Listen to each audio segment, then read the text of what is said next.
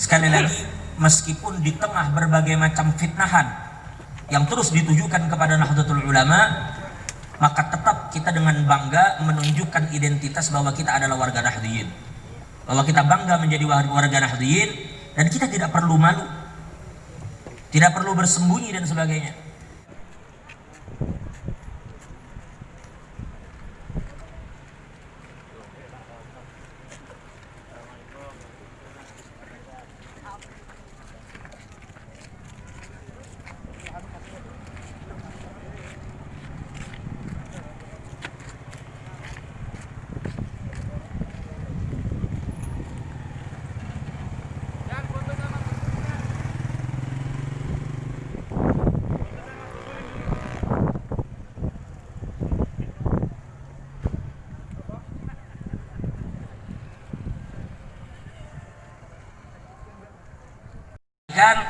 Oleh Wakil Ketua Tadpidiyah PWNU Provinsi Kalimantan Timur, bahwa terjadi peristiwa di mana para ulama yang ada di Jawa dan Madura berkumpul, sehingga kemudianlah lahirlah yang namanya resolusi jihad, yang ketika kita membaca sejarah kita mundur sebelumnya, itu sekitar tanggal 31 Agustus tahun 1945 itu Presiden Soekarno mengeluarkan perintah agar bendera merah putih ini dikibarkan dan tidak lagi diturunkan, terhitung sejak tanggal 1 September 1945. Nah, inilah kemudian yang memicu masyarakat di Surabaya dengan begitu bersemangat mengibarkan bendera merah putih, yang di kemudian hari di tanggal 19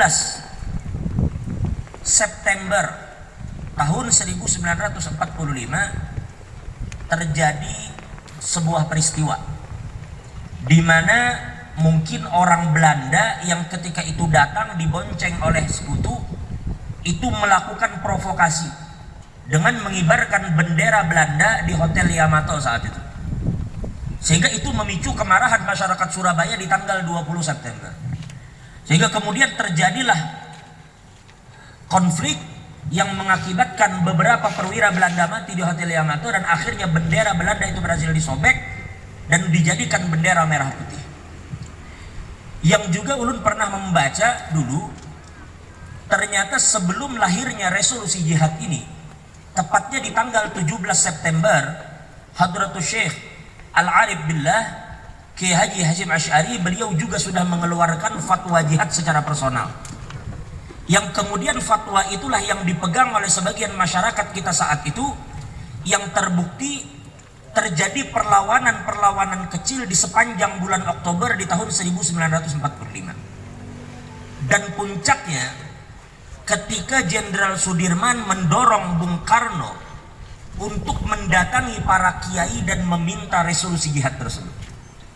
Itu semua didasari dalam tanda kutip karena ada sedikit rasa pesimis dari Bung Karno. Beliau ingin melihat bagaimana tanggapan para kiai saat itu ketika diminta fatwa jihad membela satu negara yang dalam tanda kutip notabene bukan berlandaskan hukum Islam. Lalu ternyata di tanggal 21 dan 22 Oktober kemudian terjadi pertemuan, di antaranya dihadiri oleh Hadratus Syekh Haji Hasyim Asy'ari, dihadiri oleh Hadratus Syekh Kiai Haji Abdul Wahab Hasbullah, dan juga dihadiri Kiai Haji Bisri Samsuri dari Den Anyar Jombang. Maka di dalam pertemuan itu dilahirkanlah sebuah resolusi jihad di tanggal 22 Oktober. Maka ini membuktikan bahwa apa yang ditakutkan oleh Bung Karno, kalau para kiai ini mungkin hanya separoh-separoh mendukung negara yang notabene tidak berlandaskan hukum Islam, tetapi semua itu terpatahkan dengan keluarnya resolusi jihad, yang di situ membuktikan bahwa Hadratus Syekh Kiai Haji Hasyim Asy'ari begitu berkomitmen dengan jiwa dan raga beliau untuk mempertahankan NKRI. Jadi kalau kita katakan jika memang Hadratus Syekh Kiai Haji Hasyim Asy'ari dan juga para kiai di saat itu sepakat untuk membela negara kesatuan Republik Indonesia ini dengan segenap jiwa dan raga mereka, maka haram hukumnya hari ini kita mundur dari apa yang telah mereka lakukan. Maka wajib hukumnya kita juga mengikuti langkah beliau, karena tadi kita katakan kita santri adalah orang yang selalu siap melangkah dan mengikuti kemana arah kiai kita. Hadirin wal hadirah yang dimuliakan Allah, semua itu terbukti.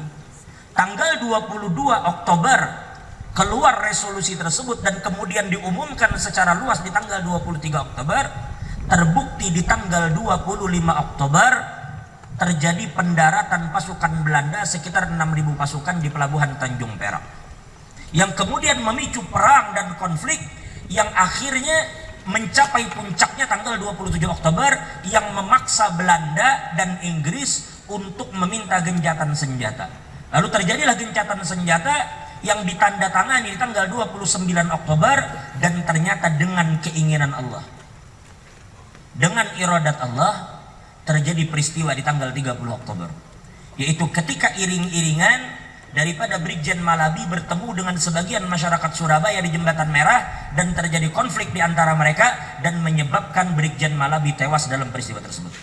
Saya pernah mendengar disampaikan oleh Ketua Umum PBNU Profesor Kiai Haji Said Agil Siraj, beliau katakan Brigjen Malabi ini terbunuh di tangan seorang santri yang bernama Harun dari Pondok Pesantren Tebu Ireng. Jadi kalau kita bicara tentang peran santri terhadap negeri kita, maka kita akan katakan santri ini adalah pondasi tegaknya berdiri negara kita, baik pra kemerdekaan atau pasca kemerdekaan. Kita melihat peran yang begitu nyata dari para santri, yang puncaknya hasil dari resolusi jihad. Itulah yang kemudian membangkitkan semangat masyarakat Surabaya untuk memberikan perlawanan dalam peristiwa besar yang terjadi di tanggal 10 November di kota Surabaya. Jadi kemudian hari-hari tersebut dikenal sebagai Hari Pahlawan, yang kita bisa katakan bahwa Hari Pahlawan ini adalah karena jasa dari para kiai dan para santri. Hadirin yang dimuliakan oleh Allah Subhanahu wa taala, ini sekelumit yang kita pelajari dari sejarah bahwa Nahdlatul Ulama memang memiliki peran aktif di dalam menjaga dan menegakkan keutuhan NKRI ini. Oleh karena itu kita katakan kita mesti bangga menunjukkan identitas kita sebagai warga Nahdliyin. Hadirin yang dimuliakan oleh Allah, di kemudian hari kita sekarang menemui beberapa problem yang kita anggap kita meneruskan perjuangan para pendahulu-pendahulu kita. Maka dikatakan tadi oleh Bapak Sekda bahwa di antara yang kita hadapi saat ini adalah banjir yang namanya hoax. Dengan begitu mudahnya kita mengakses informasi dari media sosial, maka semakin sulit juga hoax itu bendung. Maka tugas kita selanjutnya adalah, kalau untuk santri kita tidak ragu, kita tidak cemas. Karena alhamdulillah Pak Haji Rusmadi, kita sebagai santri itu di pondok pesantren dibekali dengan yang namanya ilmu mantik. Yang dengan ilmu ini seseorang kemudian bisa menyaring segala sesuatu menggunakan logikanya, sehingga tidak mudah terprovokasi dengan orang-orang yang memang ingin memprovokasi kita. Sekarang kita lihat yang terjadi di masyarakat kita, terkadang begitu mudahnya mereka mencap seseorang dengan satu cap yang mereka sendiri tidak pahami apa yang mereka sampaikan.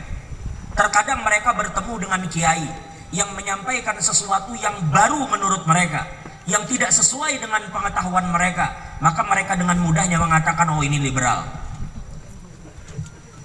Hanya dengan kemudian orang menyampaikan sesuatu yang tidak sama dengan pengetahuan mereka, dengan mudahnya mereka mengatakan, oh ini Syiah. Ketika mereka ditanya apa itu liberal, mereka bingung menjawab liberal itu apa sebenarnya. Dan ketika kita tanya apa standar, ketika kita mencap seseorang itu berpaham Syiah, mereka pun bingung. Nah ini yang terjadi saat ini. Maka tugas kita sebagai santri saat ini, mudah-mudahan dengan berdirinya NU Center ini, mudah-mudahan ke depan, terutama ini berdiri di lingkungan kampus, yang mudah-mudahan akan menjadi benteng tegaknya akidah Ahlus Sunnah di NKRI ini, insyaallah. Jadi ini yang pertama yang kita lihat saat ini, karena di dalam mantik, ketika seseorang sudah salah di dalam menggambarkan, mendeskripsikan satu masalah, maka konsekuensi berikutnya pasti salah fatal. Ya, dalam logika kita pelajari, manakala terjadi kesalahan di dalam merumuskan premis minor ataupun mayor, maka pasti akan terjadi kesalahan di dalam menyimpulkan konklusinya. Di dalam mantik kita pelajari bahwa ketika seseorang salah di dalam menentukan muqaddimatus sughra dan muqaddimatul kubra, pasti akan terjadi kesalahan di dalam natijahnya. Maka kita memahami adanya perjuangan masyarakat Nahdliyin. Karena memang dari dulu mereka yatahammal alal adza. Mereka memikul berbagai macam ujian yang diberikan kepada mereka, dan dengan kesabaran insya Allah mereka akan meraih derajat yang begitu tinggi di sisi Allah Subhanahu wa taala. Jadi sekali lagi, meskipun di tengah berbagai macam fitnahan yang terus ditujukan kepada Nahdlatul Ulama, maka tetap kita dengan bangga menunjukkan identitas bahwa kita adalah warga Nahdliyin, bahwa kita bangga menjadi warga Nahdliyin, dan kita tidak perlu malu, tidak perlu bersembunyi dan sebagainya. Jadi Pak Haji Rusmajila, kita malu itu bagus, karena hubbul watan minal iman, al haya pun minal iman. Malu sebagian dari iman. Tapi malu mengakui identitas kita sebagai NU itu tidak bagus. Untuk hal ini kita kan usah malu. Nah, untuk hal ini tidak usah malu. Jadi Pak Sugeng lah, malu bagus ya. Tapi terlalu pemalu kada bagus ya. Malu bagus, tetapi terlalu pemalu kada bagus. Jadi Bahari ada kisah orang pemalu. Jadi Bahari ada sekda, tapi ini sekda di sana. Jadi Bahari pas sekda ada sekda, rupanya pas